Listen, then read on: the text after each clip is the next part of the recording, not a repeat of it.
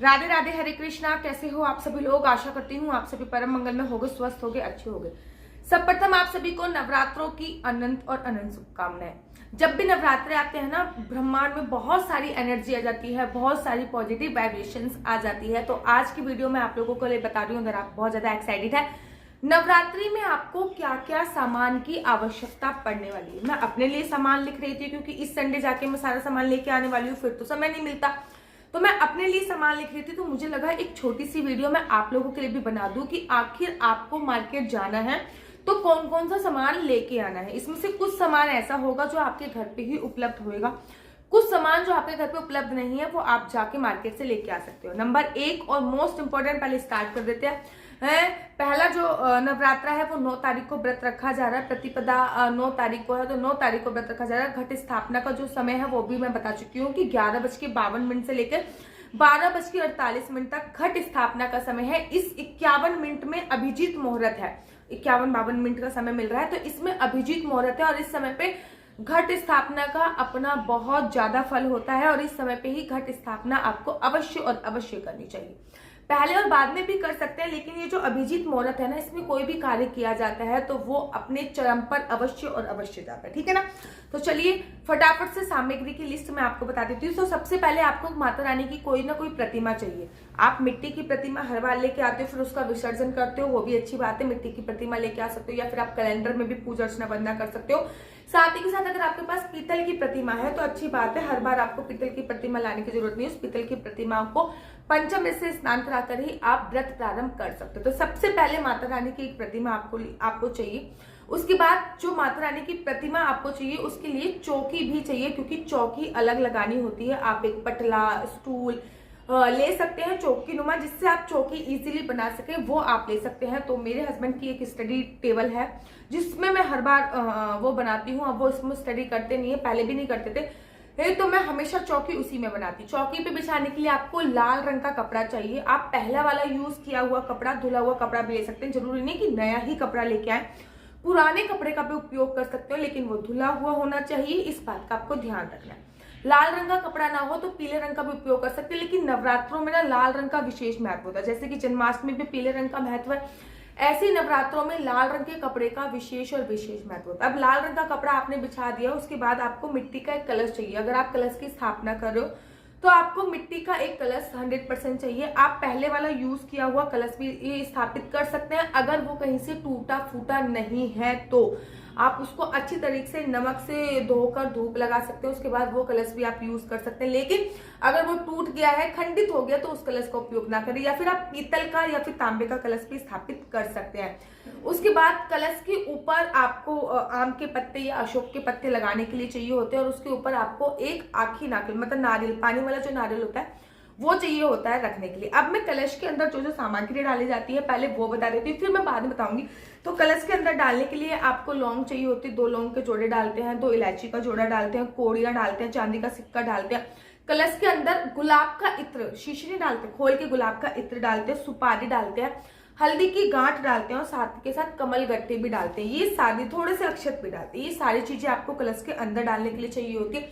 ध्यान रखिए, कलश स्थापना से पहले थोड़ा सा नीचे चावल लगाना आवश्यक है। उसके ऊपर कलश स्थापना होती है, फिर उसके ऊपर अशोक के या आम के पत्ते होते हैं, फिर उसके ऊपर उसके अंदर इतनी सामग्री जो मैंने आपको बताई वो होती है। उसके ऊपर आपको नारियल रखना होता है। तो कलश के अंदर का सामान बता दिया। अब आपको जो चाहिए होते हैं, जो आपको अच्छी क्वालिटी के लेके आने हैं, जो कैसे उगाने हैं उसके ऊपर दूसरी वीडियो बनाऊंगी कि जो उगाने का सही प्रोसीजर, सही तरीका क्या होता है कि आपके जो हरे भरे हो।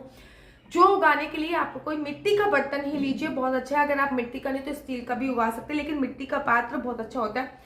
उसके बाद आपको मिट्टी लेनी है जिसमें आपको जो उगाना है। मिट्टी की एब्सेंट में आप रेत का उपयोग भी कर सकते हैं, रेत में भी जो बहुत अच्छे बिकते हैं। गंगा जल आपको लेना है पूरे घर में छिड़कने के लिए। नारियल लेना है कलश के ऊपर रखने के लिए। रोली आप लोगों को पता है सबको चाहिए, तिलक वगैरह इत्यादि लगाने के लिए। रोली के साथ साथ आप चंदन का उपयोग भी कर सकते हैं और केसर का भी उपयोग कर सकते हैं। इन सबका मिलाकर एक तिलक भी बना सकते हैं, जिसको चमत्कारी तिलक, मैजिकल तिलक भी बोला जाता है। मोली जरूर चाहिए, कलश के ऊपर बांधने के लिए मोली चाहिए होती है, कलावे के ऊपर बांधने के लिए मोली चाहिए होती है। पहले नवरात्र में सबके हाथों में भी मोली बांधी जाती है। आम के या अशोक के पत्ते चाहिए होते हैं जो कि आपको लेके आने होते हैं। एक जल का पात्र जो होता है माता रानी के पास हमेशा भर के रखना चाहिए। तांबे का रख दो या फिर स्टील में जल का पात्र, तो वो सुबह रखा जाता है, शाम को वो पौधों में डाल दिया जाता है, फिर शाम को रखा जाता है, सुबह वो पौधे में डाल दिया जाता है। अर्थात जब प्यास लगे तो पानी माता के पास हमेशा हो, तो एक ऐसा लोटा आपके पास होना चाहिए। उसके बाद आपको ये चाहिए। उसके बाद आपको कलश के अंदर का मैंने सामग्री बता दिया। उसके बाद भी आपको डेली पूजा के लिए पान चाहिए होता है। पान मस्ट इंपॉर्टेंट होता है। पान की 7 आहुति दी जाती है। डेली पूजा के लिए 2 लौंग आपको चाहिए होती है, 2 लौंग की आहुति दी जाती है। सुपारी चाहिए होती है, इलायची चाहिए होती है, कपूर चाहिए होता है, दीपक चाहिए होता है, गाय का घी चाहिए होता है या फिर तिल का तेल। गाय का घी भी इंपॉर्टेंट होता है, तिल का तेल भी ही होता है, जो भी होता है। अखंड जोत जलानी है तो अखंड जोत के लिए अखंड जोत का दीपक हो सकता है। अखंड जोत आप तिल के तेल की भी जला सकते हैं, अखंड जोत आप घी की भी जला सकते हैं, और अखंड जोत आप सरसों के तेल की भी जला सकते हैं। सरसों के तेल की जो अखंड जोत जला जाती है वो माता काली को समर्पित होती है। ठीक है, जैसी आपकी कैपेसिटी हो। जोत की बत्ती या तो आप घर पे कलावी से बना लीजिए, अगर आप कलावी से नहीं बना रहे हो तो जोत की बत्ती डेफिनेटली आपको चाहिए होगी। डेली पूजा कपूर से होती है, कपूर की भी चाहिए होती है। हवन सामग्री चाहिए होती है, क्योंकि जब हम गाय का गोबर चाहिए होता है, मोस्ट इंपॉर्टेंट है। गाय के गोबर में हम लोग थोड़ी सी हवन सामग्री डालते हैं, कपूर डालते हैं, उसके बाद उसमें आहुति डाली जाती है जिसमें हम लौंग डालते हैं, इलायची डालते हैं। वो मैं किसी और वीडियो में आप लोगों को बताऊंगी। माता रानी को पूरे 16 श्रृंगार का सामान आता है, पैकेट में पैक आता है, वो लेके आ जाइए। अगर वो नहीं लेके आते तो कुछ कुछ इंपॉर्टेंट सामान है, जैसे कि माता रानी की चुन्नी बहुत कंपलसरी, काजल बहुत मस्ट कंपलसरी काजल है, चूड़ी चाहिए होती है, मेहंदी चाहिए होती है, अलता चाहिए होता है, शीशा चाहिए होता है। ये सामान तो कंपलसरी है। बाकी आप 16 श्रृंगार भी लेके आ सकते हैं, वो आपके ऊपर निर्भर करता है। उसके बाद माता रानी को भेंट स्वरूप आप लोगों को लाल कपड़ा देना चाहिए, जो कि बहुत कंपलसरी होता है। नवग्रह बहुत जरूरी है। अगर आपके पास नवग्रह यंत्र है तो बहुत अच्छी बात है। अगर आपके पास नवग्रह यंत्र नहीं है तो 9 सुपारी 9 जगह पे हल्का हल्का चावल रखकर उसके ऊपर 9 सुपारी रखी जाती है, जिसको नवग्रह बोलते हैं। इसमें नवग्रह की पूजा का विशेष महत्व होता है। छोटे से गणेश जी चाहिए होते हैं हमकी, जिसकी हम पूजा अर्चना वंदना लगभग रोज ही करते हैं। फिर हमें आसन चाहिए होता है। तो ये सारी सामग्री हमको पूजा के लिए अवश्य चाहिए होती है। इसमें शहद भी उपयोगी होता है, क्योंकि जब हम आहुति देते हैं माता रानी को तो उसमें 2 लौंग डालते हैं, 2 इलायची डालते हैं, थोड़ा सा कपूर डालते हैं, 7 आम के पत्तों को 7 बार तोड़ के डालते हैं। ठीक है, ये सारी सामग्री एक टोकरी में या फिर एक बास्केट में भर के आप लोग अपने पास ही रख लीजिए, ताकि व्यवस्था इधर उधर ना हो। इस बात का आपको ध्यान रखना होता है। माता रानी को इत्र बहुत प्रिय है। माता रानी को इत्र आपको जरूर समर्पित करना होता है। श्रृंगार का सामान आप पहले दिन भी समर्पित कर सकते हो या 5वें दिन भी समर्पित कर सकते हो।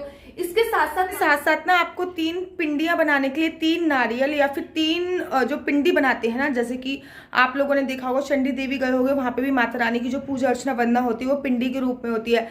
या फिर आप लोग वैष्णो देवी गए होंगे, माता रानी की जो पूजा अर्चना वंदना होती है वो पिंडी के रूप में होती है। तो मिट्टी की 3 पिंडियां बना सकते हो या नारियल की 3 पिंडियां बना सकते हो। तो जहां पे भी आप चौकी बना रहे हो वहां पे 3 पिंडियां अवश्य बनाएं, और 3 पिंडियां बनाने के लिए आपको 3 नारियल या फिर मिट्टी की आवश्यकता पड़ेगी। वो आपके ऊपर निर्भर है कि आप तीनों पिंडियां कैसे बना सकते हो।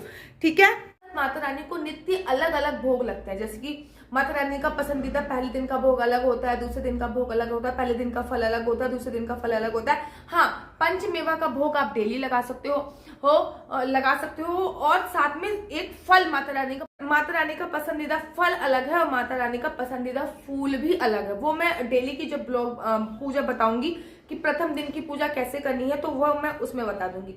आशा करती हूँ आपको मेरी वीडियो अच्छी लगती होगी। अगर आपको मेरी वीडियो अच्छी लगती है तो आप अपना यूट्यूब चैनल हरि बोल को लाइक से सब्सक्राइब करना बिल्कुल भी मत भूलिए। तब तक के लिए मुझे दीजिए इजाजत। राधे राधे राधे। हरे कृष्णा, हरि बोल।